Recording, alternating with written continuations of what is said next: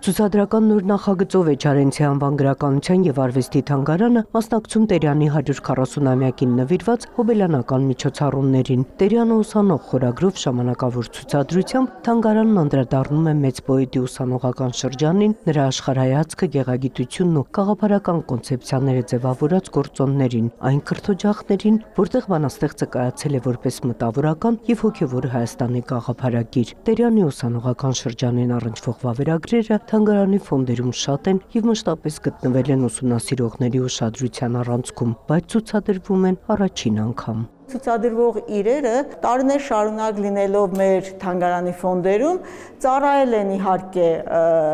ուսումնասիրողներին, ծանոթ են եղել ուսումնասիրողները, բայց սա մի նյութ է, որ երբեք կարծես թե ցուցադրության չի արժանանում։ Եվ որոշեցինք, որ լայն հանրությանը մենք ծանոթացնենք հենց Տերյան ուսանողին եւ մեզ համար թիրախային խումբ ընտրել նաեւ հատուկ ուսանողներին, աշակերտներին, որպեսզի գան եւ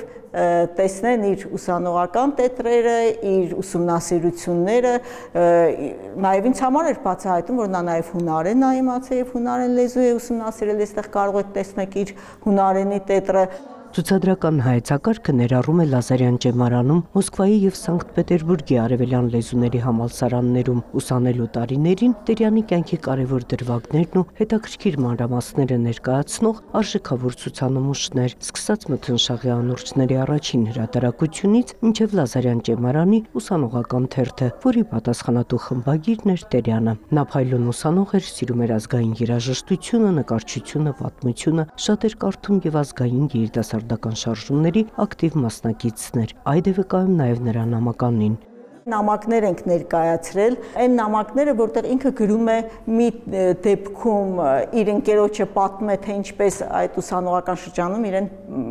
շատ կարճ ժամանակով բանտարկում են, ամենայն հավանականությամբ Միասնիկյանի հետ կապերի, որտեղ դա ռուսական առաջին հեղափոխության տարիներն էին։ Եվ ինքը մի շատ հումորով լավ նամակ ունի իր Ցոլակ Խանզատյանին եւ այդ նամակն ենք ներկայացրել փոքր հատվածով։ Եվ իհարկե ներկայացված են այն 3 ոչ անհայտ կանայք, որոնք վճռորոշ դերակատարություն են ունեցել Տերյանի կյանքում։ Նունե Ալեքսանյան, Աշոտ Խաչատրյան, լուրեր։